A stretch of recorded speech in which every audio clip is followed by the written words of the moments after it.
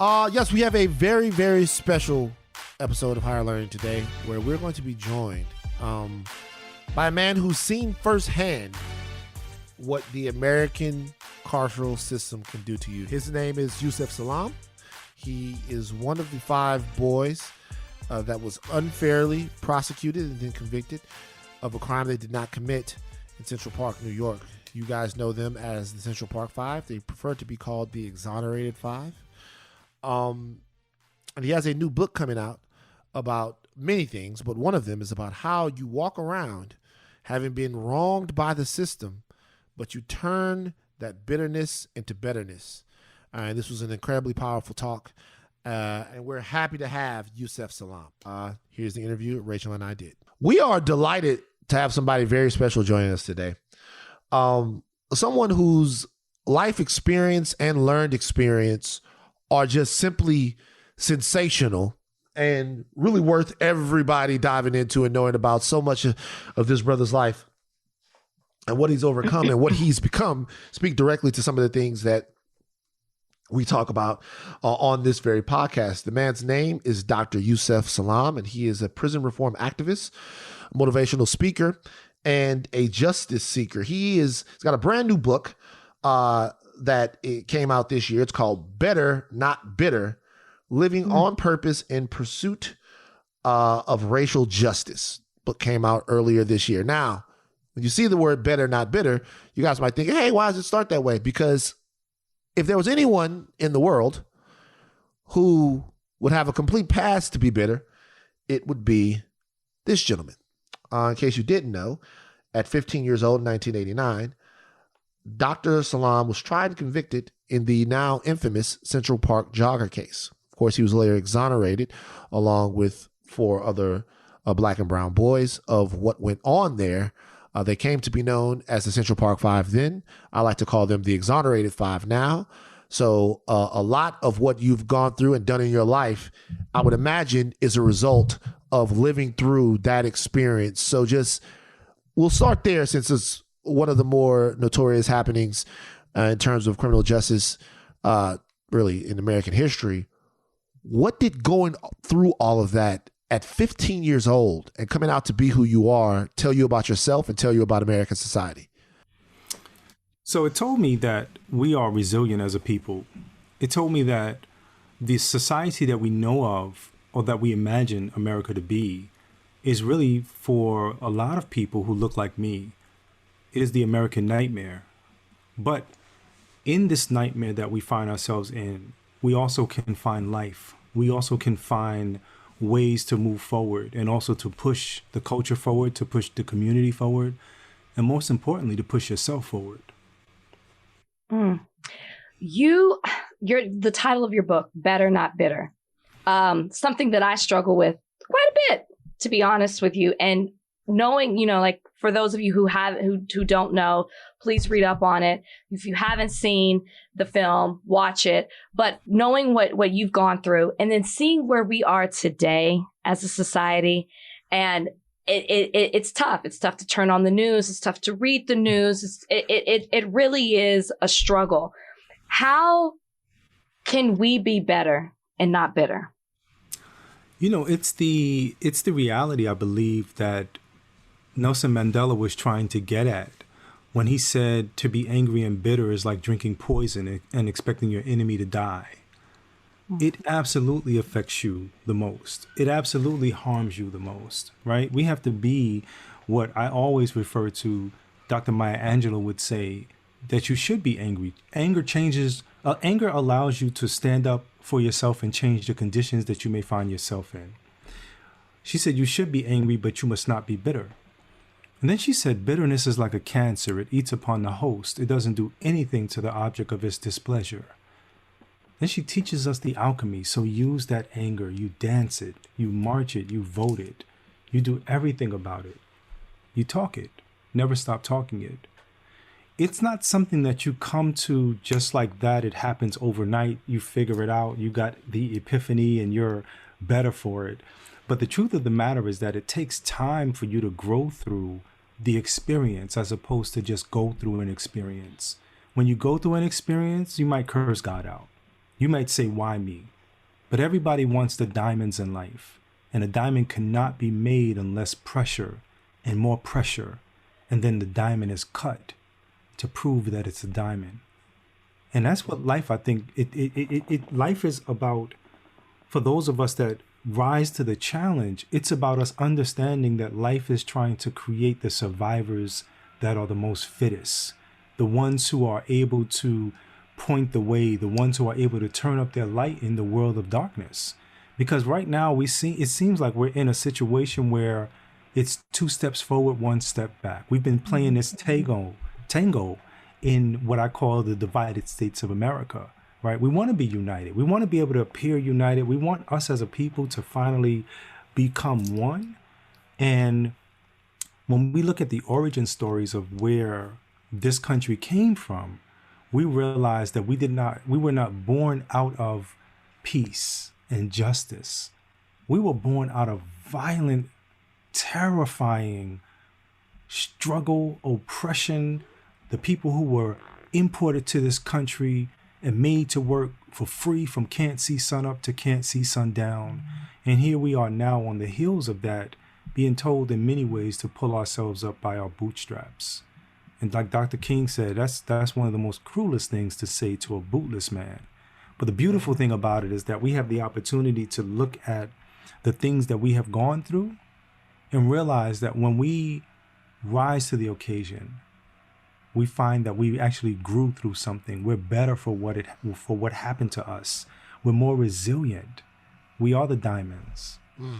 So over your left shoulder, I see something that says "Bring back the death penalty." Does that happen to be a framing of the insert that Donald Trump took out in the New York Times? Absolutely. I have that here in my office just as a reminder, because I had to be introduced to what America was introduced to quite recently. And even by quite recently, I'm talking about even as far as, the terrorism that happened at the Capitol. This ad, I have to remind people, it wasn't created 2 weeks after we had gone to trial. We live in a country that says you're innocent until proven guilty. But yet people looked at the color of our skin and judged us by that color and not the content of our character. They created Donald Trump created this ad, paid $85,000 for it, put it in New York City's newspapers 2 weeks after we were accused. And what was it saying? It was saying that we want what happened to Emmett Till to happen to them. It was the most terrifying whisper in the darkest enclaves of society, because they published our names, phone numbers, and addresses in New York City's newspapers. And folks have to remember, we were 14, 15, and 16-year-old children. And this is what we were met with. Donald Trump taking out this ad, calling for the reinstatement of the death penalty, and really seizing on the fears of the public to make people believe that black and brown was a crime.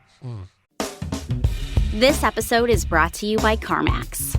Falling in love with your next car is easy, thanks to the new Love Your Car Guarantee from CarMax. Featuring 24-hour test drives and a 30-day money-back guarantee up to 1,500 miles. Learn more at CarMax.com.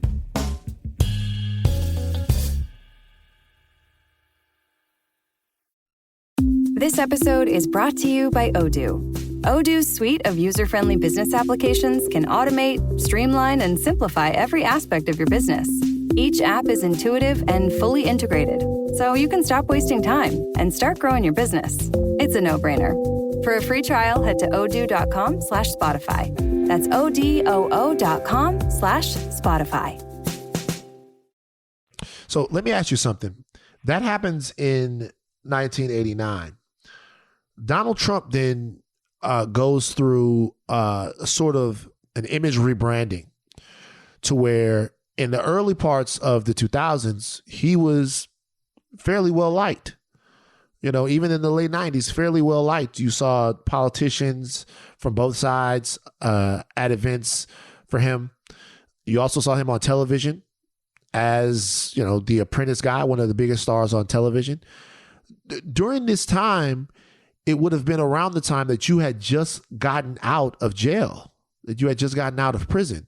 What was it like for you to watch a guy who you knew harbored these types of emotions rise up through American, not just through American, he was already rich, but rise up through the American pop culture and then go on to become the president after that he had wanted you dead just 2 weeks and before you had your day in court? What was it like to watch Donald Trump become who he became?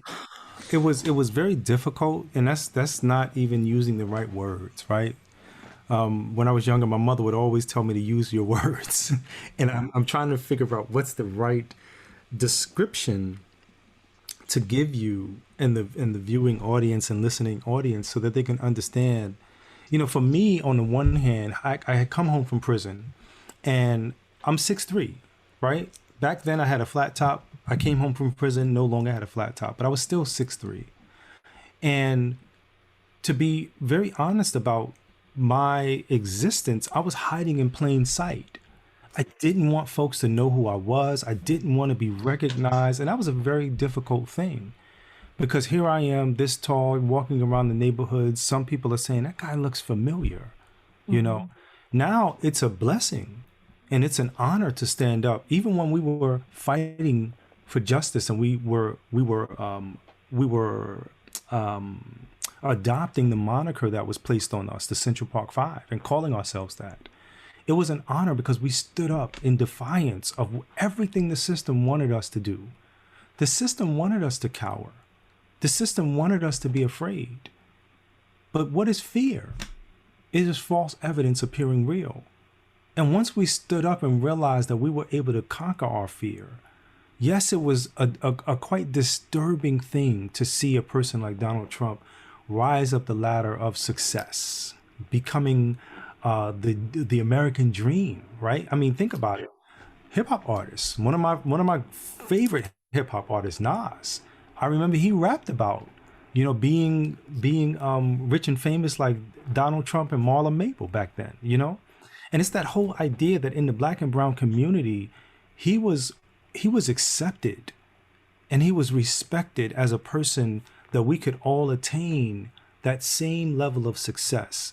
What we didn't realize was that we have this skin color that America always says, you're innocent until proven guilty.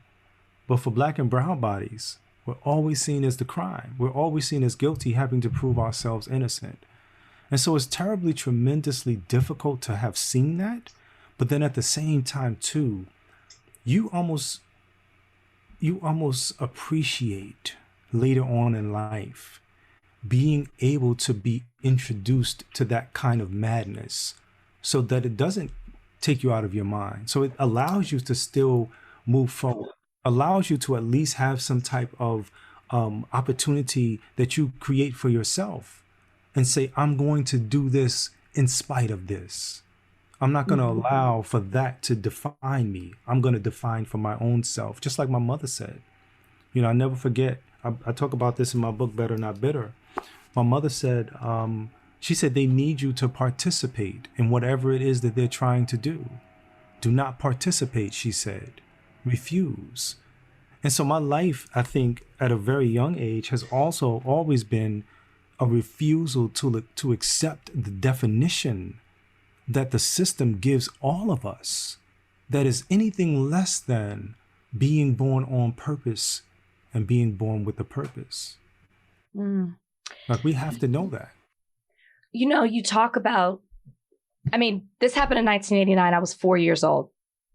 And when They See Us came out, it's, some of us may have been familiar with what happened, but we really didn't know. And I'm curious for you what it was like being back in the spotlight again when this came out, when They See Us came out, reliving that story, but then having a new generation respond to it. What has that been like for you? I tell you, it's been one of the most powerful experiences ever. We were introduced to the public again, in a more positive way with the documentary that Ken Burns produced with his daughter. Fantastic. And her husband, right? Yeah. Yeah, that was one of the most powerful things, because for us, He gave us the ability to get our voices back. We were the narrators. He narrates all of his films, but he gave us the opportunity to tell our story for ourselves. And folks who got a chance to see us, who went to theaters and watched the film for that 2-hour period, it was almost as if we were watching people get religion for the first time. They were listening and watching a Raymond Santana at 14 years old talk about his false confession, and then reading his false confession, and then looking up midway and asking, what 14-year-old boy talks like this? Right. I mean, his false confession read something like, at approximately 1900 hours, me and a group of my colleagues began to walk south. Yeah. People in 1989 believed that it was a slam dunk. They were like, wow, they got the they got the confessions. They should have said they got the false confessions. Those who had been unfortunately ran over by the spike wheels of justice understood what was at stake. But to be able to be in the spotlight in a space of, like, we're infamous, to then be back in the spotlight and being welcomed, that psychosocial dynamic that every single person needs, to be welcomed back into society, to be hugged back by people who are telling you that we want you and we need you here, was a blessing. And it made it more easier for the success, the global success, might I add, of When They See Us. Because we had already been introduced to being in front of people, to being in the public's eye. But to see the response and the outpouring of love and appreciation from the world was powerful. It's still powerful. I'm still receiving people's responses through social media saying, I just saw your film. God bless you, brothers. I mean, that's a beautiful thing, to still be in that space, to have books like my memoir, right? People know the story, but they don't know the full story of every single one of us. They know they've been acquainted with it, and in some depths they've been acquainted, especially because of the case. But we're also human beings that had lives that we lived prior to that, and then even after that we're still living now. Right. So we're going through a time right now where we're doing our best on social media and in real life to reckon the real and actual truth of sexual assault and violence against women that has gone on since the dawn of patriarchy, right? Since men have dominated anyone, they've tried to specifically dominate women. When someone is accused of a crime of a certain nature, a sexual crime against a woman, and people are arguing for the innocence of that man, you'll hear you guys' name brought up. You'll hear, hey, Bill Cosby, they're trying to give Bill Cosby the same thing they did to the Exonerated Five, the Central Park Five. Hey, they're trying to get this person, Harvey Weinstein. They're trying to get whomever or smear somebody's name just like they did the Central Park Five. Or sometimes they bring up Emmett Till or other people like that who were clearly not guilty of these crimes that they were accused of. When you hear your story being injected into that conversation, into that discourse, or people saying, hey, this is the same thing they did to this guy, just like they did to the Central Park Five, or the Exonerated Five. What do you think of that? How does it make you feel? And what do you think about the conversation surrounding sexual violence, sexual assault, and rape? How do you feel about it, given the fact that you were unjustly and wrongly accused and then exonerated of that very crime? Well, I got to tell you, first of all, we're talking about justice. We're talking about people's rights and people's honor, right? I come from a faith that says that you have to give people their rights. You have to uphold the value and the honor in people.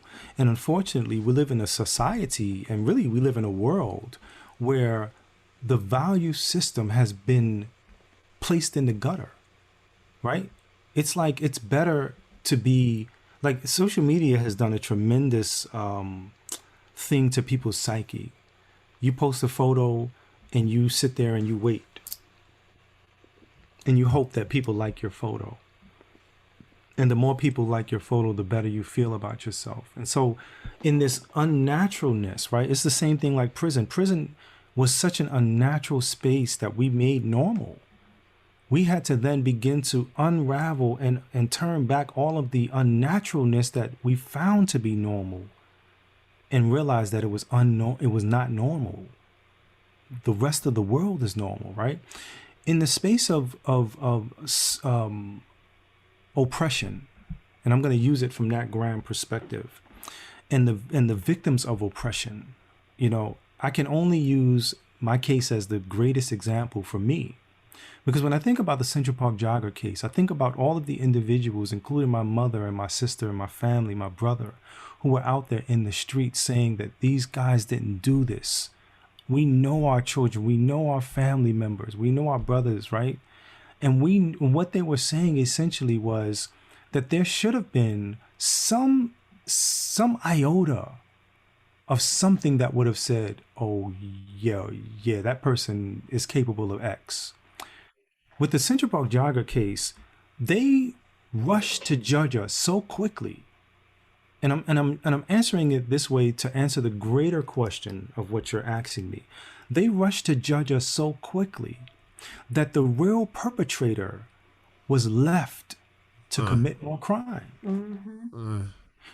We want, like, when I hear the conversation that is happening now, especially after George Floyd, after Breonna Taylor, and countless others, the list is continuing to grow and grow and grow after that. What I find is that people have been really describing what they want to live in, and that thing that they want to live in is a system of true freedom, justice, and equality. We definitely don't have that today. We live in a duality when it comes to America. That same duality that Dr. James Baldwin said to be African American is to be African without conscience and American without privilege. He said to be relatively conscious in America is to be in a state of rage all the time. And it's like, why is that? Because you know the truth, and yet you can't do anything about it.